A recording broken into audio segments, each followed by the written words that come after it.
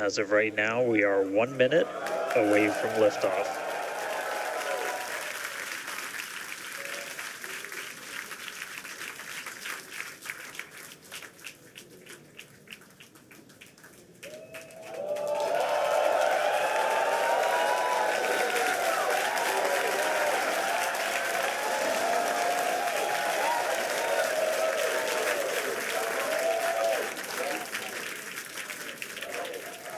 Flight directors go for launch.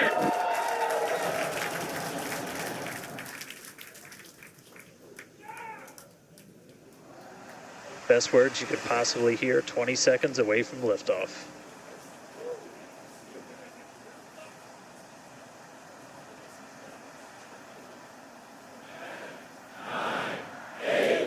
T-minus 5, 4, 3, 2, 1.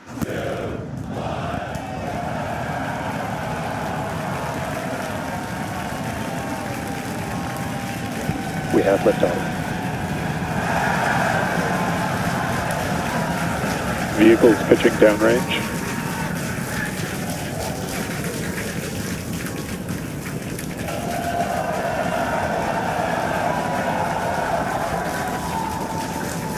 Booster after chamber pressure nominal.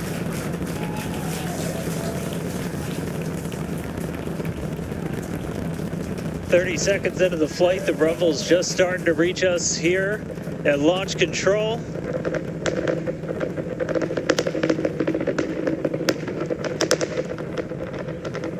Booster and ship, That avionics is power, the telemetry sound nominal. of 33 Raptor engines.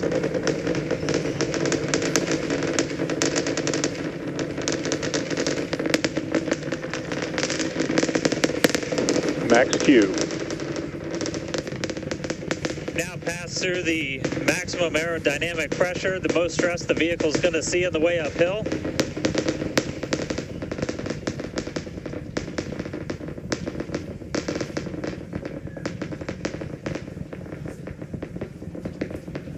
All right, our next major milestone coming up, it's going to be hot staging. We're going to see the engines ignite on ship to push it away from the booster.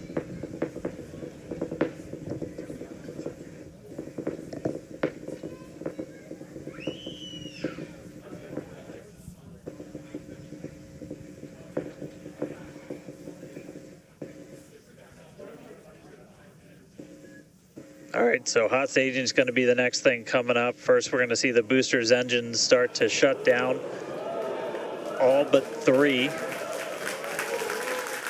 We're going to do what's called most engines cut off instead of main engine cut off, because 3 are going to keep going, and then we're going to see the engines on ship ignite.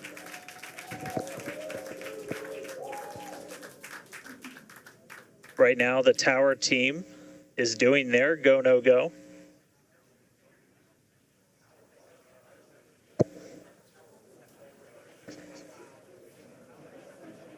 And we might hear some really good words soon, too. All right. Can still see it up behind me. That is one of the most gorgeous things I've ever seen in my entire life. Booster Coming up engine on off. hot staging next. Ship engine There's startup. most engines cut off. Stage separation. Booster Stage separate. separation, Startup. hot stage separation confirmed. Ship under its own power. I'm seeing 6 out of 6 Raptors lit. Hopefully I got a booster on the way back to me. I'm going to send it to you guys in Hawthorne. Oh man, that was absolutely incredible. I loved how the crowd Chamber pressure is nominal.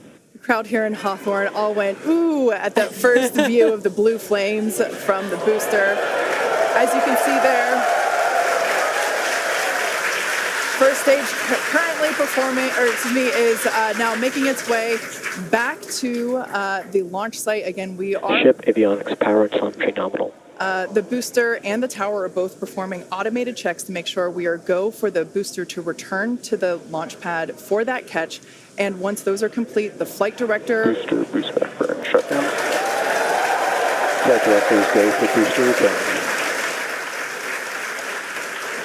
And we did hear that the tower is go for catch. So that was one of the big criteria we were looking for. This view We'll here. wait to hear that the go for catch has been sent. Beautiful view here from the ship. And so exciting to hear that we got a go for booster catch. That means it's going to be a really exciting morning. Again, the booster is making its way back towards now land in order to make that catch attempt in the tower. So incredible to see these views. You can see the ship on the right-hand side of your screen. All 6 Raptor engines are under full power. Once again, the booster is making its way back to the launch site. We are going to try and catch it using the chopsticks on the launch tower, the exact same tower that it just launched from just, 5 minutes ago. Yeah, and the booster. Starship on nominal Guys, trajectory. I can confirm the command was sent for the booster to come back. That is So I'm incredible looking news. up right now. It's pretty much right overhead of us, and we can see it starting to come down. I can't wait for us to hear the sonic boom through Dan's mic. Right. That is going to be incredible. It was so cool to hear the liftoff. And so once again, a successful on-time liftoff of Starship Flight 5. The ship has separated from the booster. The booster is there on your screen. It is making its way back to the launch site. We are going to attempt the catch using the chopsticks. We did hear the confirmation that the command was sent to the tower. We are go for catch. And in order to... Guys, we should just be about 30 seconds away from our landing burn. It's going to happen in 3 phases. We're going to land 13 engines, burn off all of that velocity. Oh, we can see it coming down through the plume. Booster coming in hot for booster catch. We're going to ignite 13 of those Raptor engines, and this view is incredible right now. You can see how fast this vehicle is moving on the left-hand screen. Landing burn has been ignited. We're now down to 3 Raptor engines. We can see those chopsticks now in the air.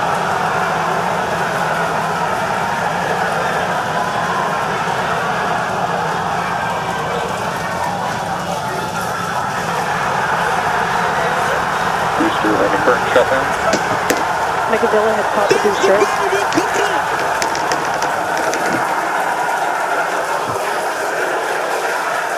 This is absolutely insane. On the first ever attempt, we have successfully caught the super heavy booster back at the launch tower. What an incredible view! Are you kidding me?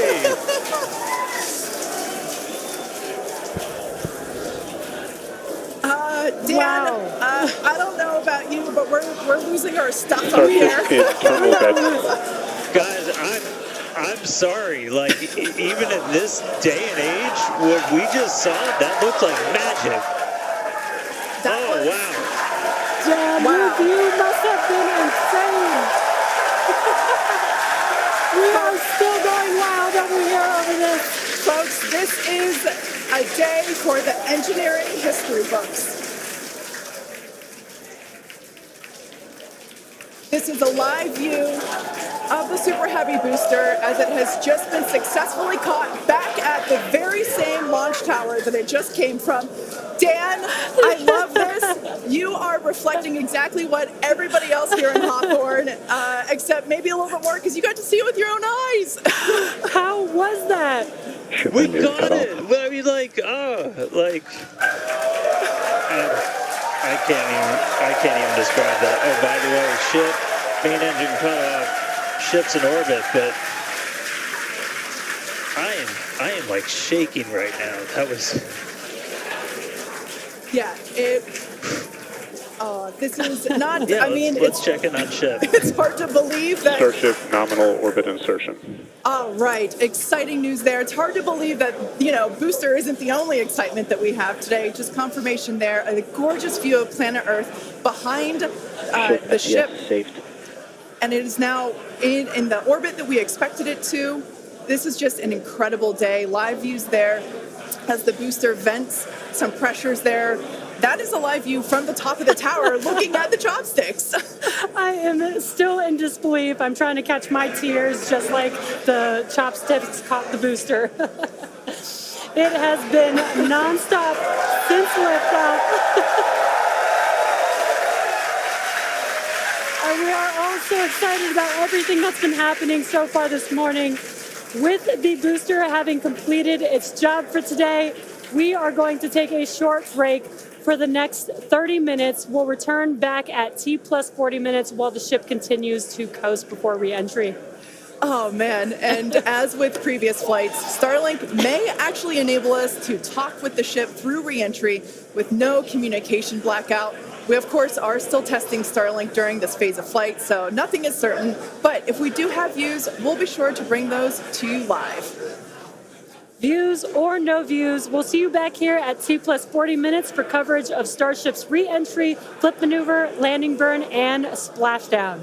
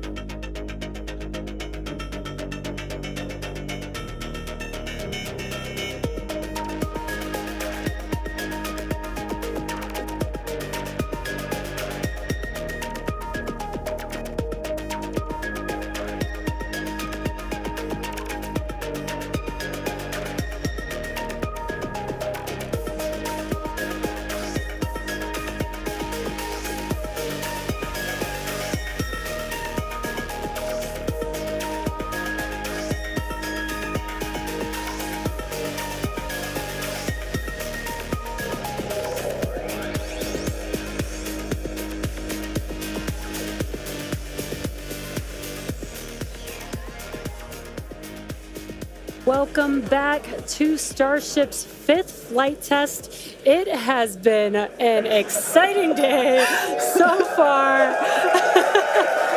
Even the crowd here is still so excited.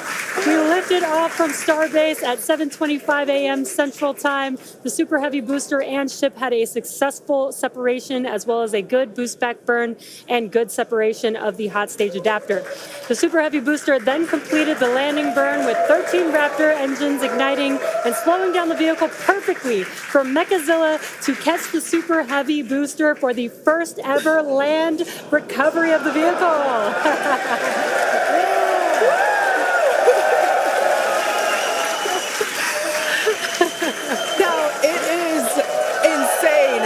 To think that we're not done yet.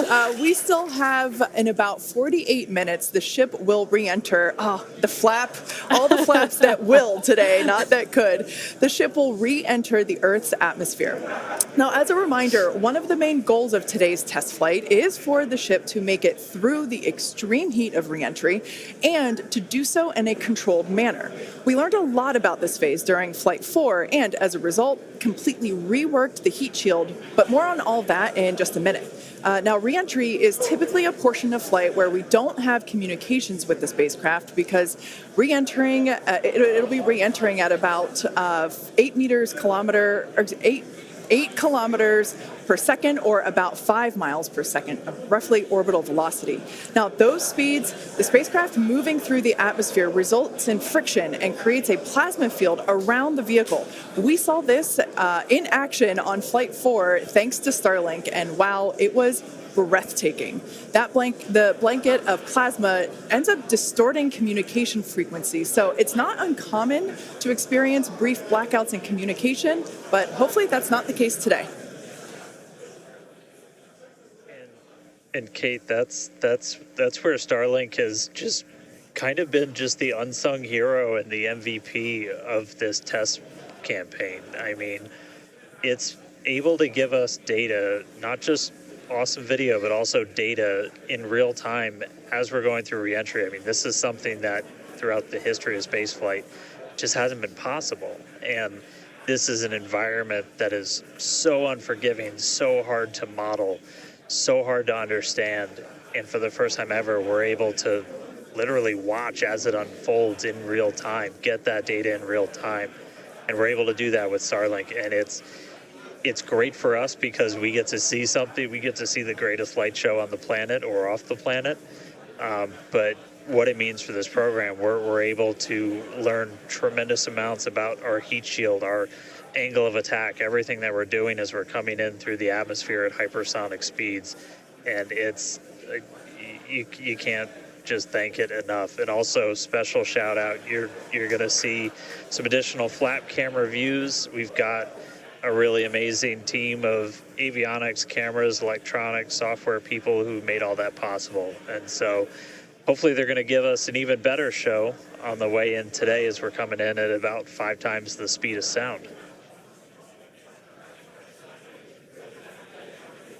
Yeah, those flaps, Dan, that you see there, that's what's helping. Starship is in a good attitude for entry, approaching the entry interface. Some good call-outs there, preparing for re-entry for Starship. And again, that's what Dan was mentioning, those flaps on the vehicle. And if you've been watching us for the last few minutes, you could see that the flaps were rotating around and helping orient the vehicle as it prepares for the beginning of re-entry today. Yeah, exactly.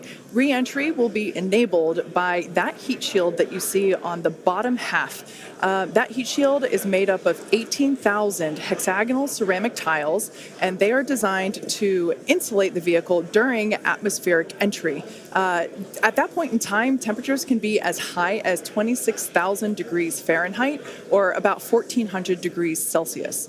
The design itself also permits for rapid reuse with no refurbishment between the flights. And fun fact that I think is just incredible in terms of scale, but the heat shield alone on the ship has a total mass of 10.5 tons, which is crazy because these things are really lightweight. They're made out of ceramic. We have a couple of them here. The one that I'm holding is used on flat surfaces, as let's see if we go that way, because as it's flat. The one that Jesse has is kind of more what you see there on the side. Yeah, exactly. And having these different shapes, the flat version and the curved version, allow us to cover a lot more of the surface area of the vehicle. Again, we need to protect every portion of it. So even those curved surfaces, and especially the hinge area, if you watched Flight 4, is really what we want to make sure that we protect. And yeah, Kate, these are very, very lightweight. But when you put 18,000 of them together, they add up to 10.5 tons, which is incredible. Now, we did mention earlier that the heat shield has been completely reworked. Starship has entered the atmosphere, remains on a nominal entry trajectory. We can start to see that plasma now starting to build up on the side. It's not quite full plasma yet, but we are starting to see that color indicate that the heat is building up on the heat shield. Yeah, this is such a cool sight to see because you really never really have gotten to see this live before Flight 4. Yeah. And as Kate mentioned, it's getting a little more red, as you can see there on your screen. That means that heat is building up. But that's exactly what these heat shield tiles are there for, is to protect against this plasma and this really, really extreme heat that the vehicle is going to see for about the next 10 more minutes or so. Yeah, so the ship will attempt to light the 3 center Raptor engines, and those are the engines that can gimbal or maneuver or point, and they do that to help flip the ship until the engines point down so that it can land using the Raptor's thrust in the ocean. So that will happen after we get through this re-entry period.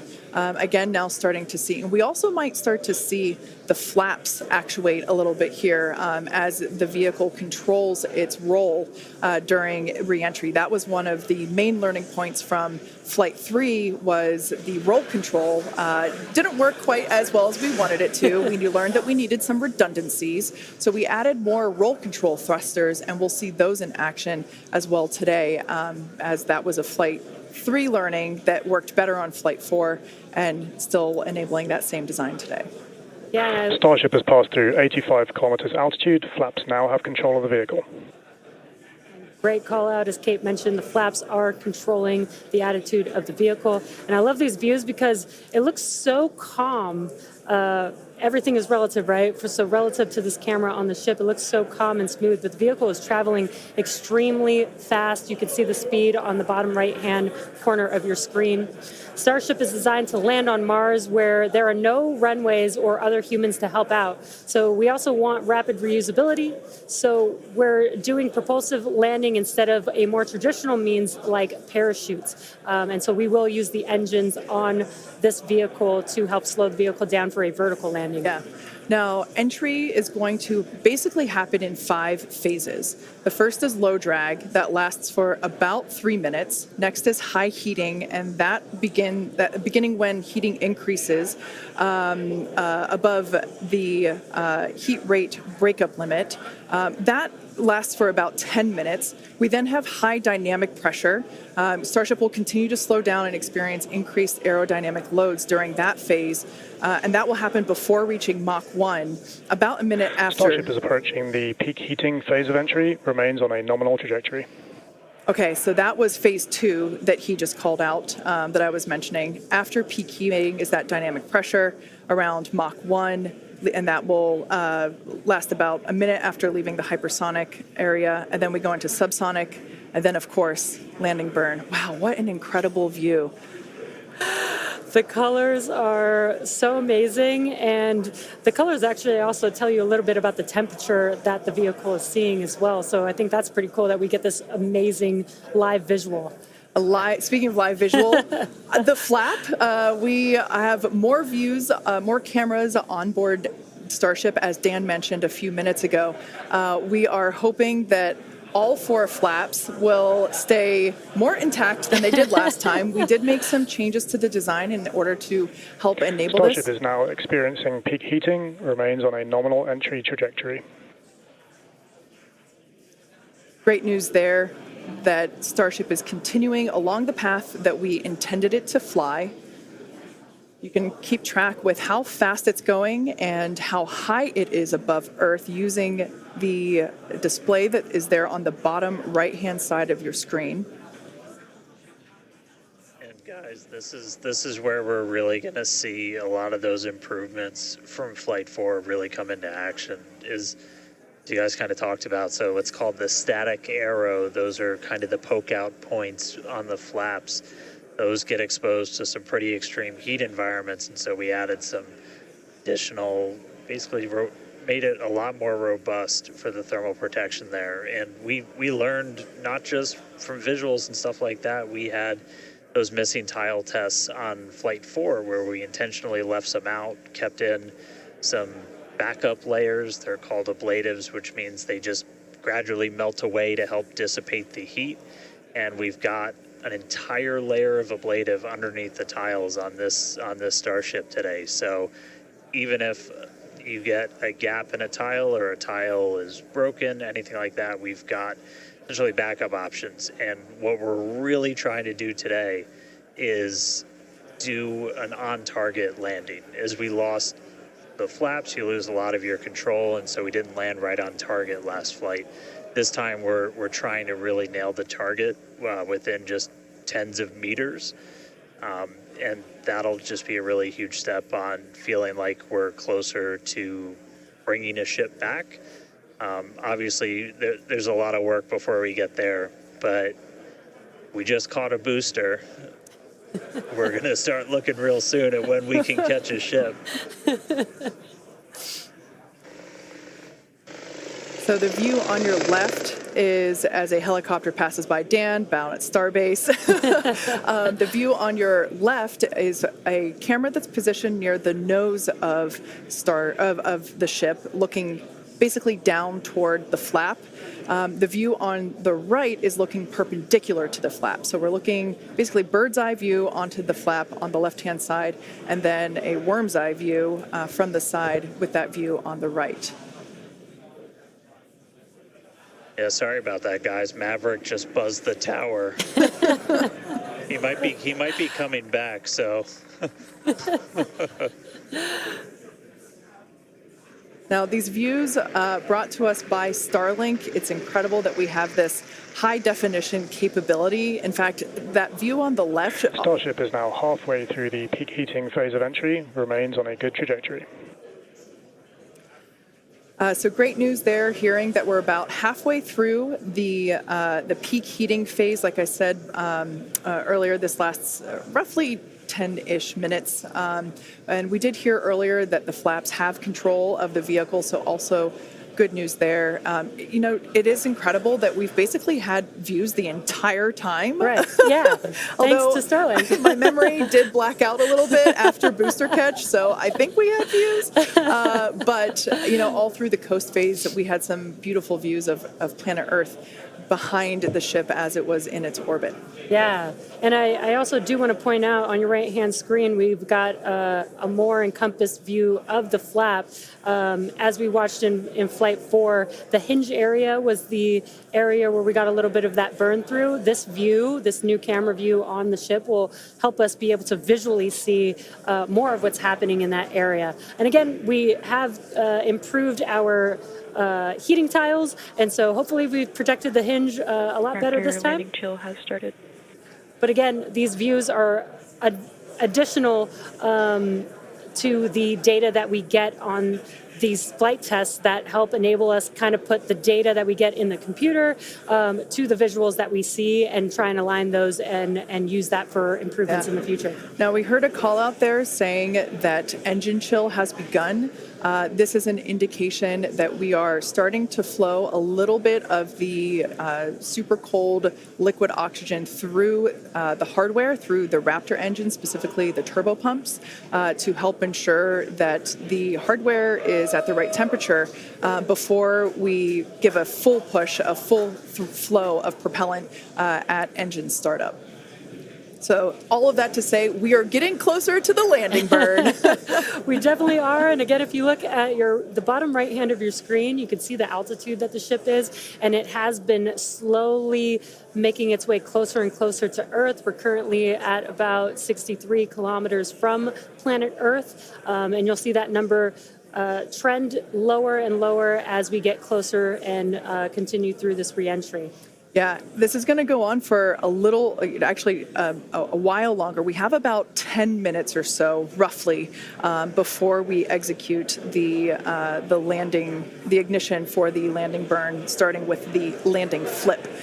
So we're making a controlled reentry. This is one of the primary objectives for Starship today, is to demonstrate another controlled reentry, even more controlled than what we saw on Flight 4. And so far, that is looking good.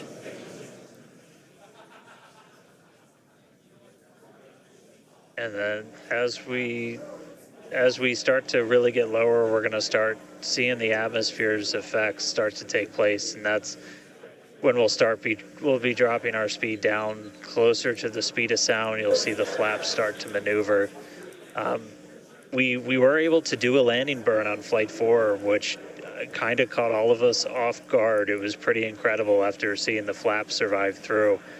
And we're going to try and do another one on this flight today. We tweaked it a little bit, so we're going to try and splash down at a little bit of a gentler angle this time, instead of just kind of hit the water and fall over. And the goal with that is try and keep the ship intact, and then if we're able to then get some additional video of it, again, that's just more data. And everything we can see, everything we can get extra, like a couple extra seconds or minutes of data coming from the ship after Starship has splashdown. passed through the peak heating phase of flight, approaching maximum entry dynamic pressure. All right, we're through peak heating. Coming up is basically max Q part 2, where we're going to hit kind of that part of the curve where we're still moving really fast and the atmosphere is just dense enough that we're feeling the most pressure, but hopefully we're going to start feeling a little bit less heat now.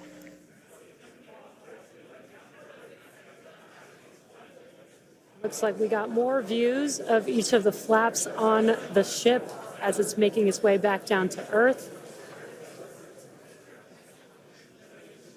And we did pass through peak heating and still got really good views throughout that whole period. Typically, during the highest heat on the vehicle, we tend to build up a lot of plasma, and that's typically when we would lose, connection or views of the vehicle. But again, with Starlink, we were able to get some live views throughout that entire process there.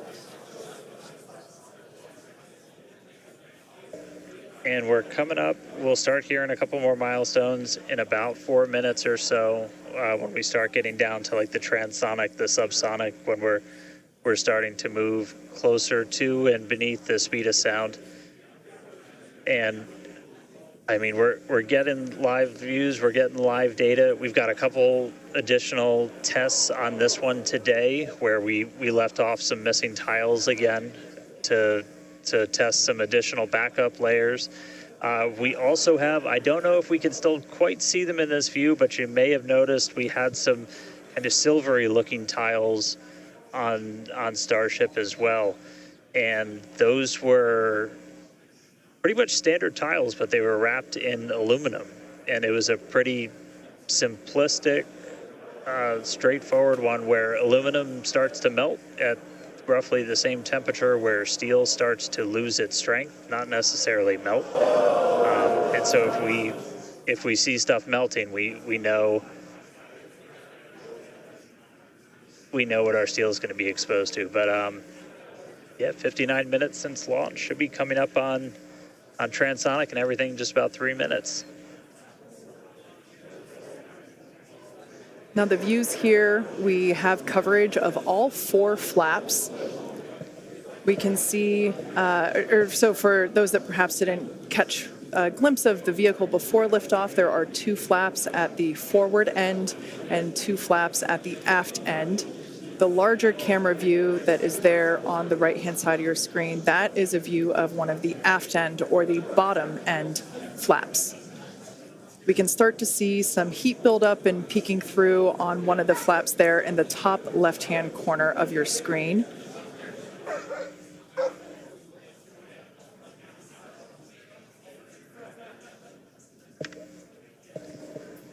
Once again, Starship now at T plus 1 hour and 9 seconds into its flight today, re-entering the Earth's atmosphere. Currently about 45 kilometers above the surface of the Earth, now 44. We are targeting a soft splashdown in the Indian Ocean, about, northwest-ish of Australia. And we are attempting to, as we did on Flight 4, perform a flip maneuver as well as Starship is at maximum entry dynamic pressure, remains on a good trajectory. All right, so that is great news there. Like Dan said earlier, this is basically max Q part 2. So this is the greatest amount of aerodynamic loads that the vehicle will experience during its flight. It's coming back through the Earth's atmosphere. It was above the Earth's atmosphere in space where there was no friction. We can obviously see heat as evidence of that friction buildup. The atmosphere is actually helping to slow the vehicle down. If you're watching the telemetry in the bottom right-hand corner of your screen, you can see that speed decelerating rapidly.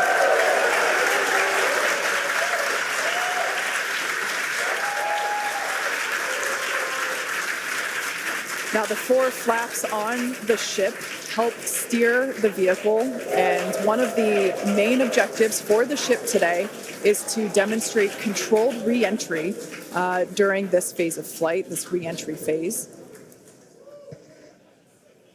Yeah, and we have 6 engines on ship, but we only need 3 of them, the 3 sea-level engines. We will have that flip maneuver happen very close to touching down for splashdown. We'll do that flip maneuver, ignite those engines, slow the vehicle down immediately, and then hopefully have what we call a soft splashdown in the water. It's probably going to feel a little bit harder on the top of the surface of the water, but it'll look pretty gentle. Yeah, and like we said earlier, we hope to have some more views, even of that phase of the flight. So fingers crossed that we can we can bring those to you. We are hoping to splash down softer than we did last time on Flight 4. Right now, Starship continuing to make its descent back to planet Earth. Starship is at Mach 2, remains on a good trajectory. All right, great news there. That tells us that the vehicle is traveling twice the speed of sound. So we will then, the next call out that we'll hear is that it is, traveling about the speed of sound. And then we will hear a call out that that will be the call out that it is transonic. And then we will hear another call out saying that it is subsonic, meaning going slower than the speed of sound. Starship is transonic. There it is. So at this point in time, we say transonic because certain parts of the vehicle, like the flap that you see on your screen, might be experiencing airflow faster than the speed of sound, while other parts of the ship may be experiencing airflow. Starship is in the subsonic belly flop. All right, so now the entire vehicle is traveling slower than the speed of sound, so subsonic. The crowd here at Mission Control Hawthorne also getting excited, just like us. We're awaiting a water landing. We are going to reignite the 3 engines to perform that flip maneuver, and we're basically about a minute and a half, away from the landing flip. Yeah, the crowd's getting excited here as we get closer and closer to splashdown.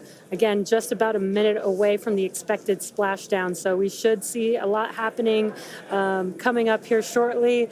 We're currently having a view of one of the flaps, and it is a little bit dark on your screen, but hopefully we'll get some good views of the ship as it makes that flip maneuver and touchdown for splashdown. Yeah, yeah, guys, we saw that speed drop like a rock. So we're doing a belly flip right now, or a belly flop right now. That's what's kind of, if you saw the high altitude campaign, that's the unique thing about how Starship comes back. So we've bled off pretty much all of the speed we're going to. We're essentially at terminal velocity. Starship is at 5 kilometers altitude, remains on target. 5 to go, coming up soon, landing burn.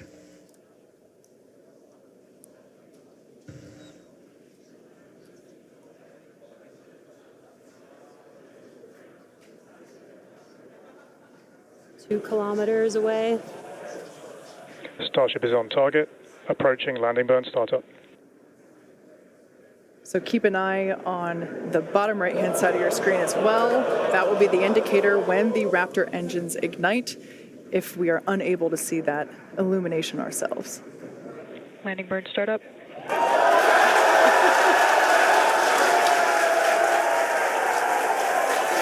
a cool view of the reflection of that landing burn. You can see the water just behind the ship.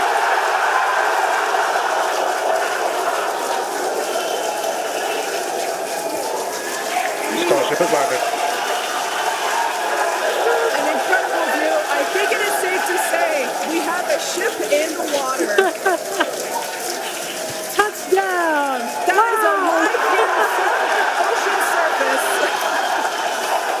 What an incredible end to Starship's journey. A live view from a buoy that we had out at the landing zone. An incredible view of ship landing just about on target as they were calling out. That was amazing. And we were not intending to recover any of the ship's hardware.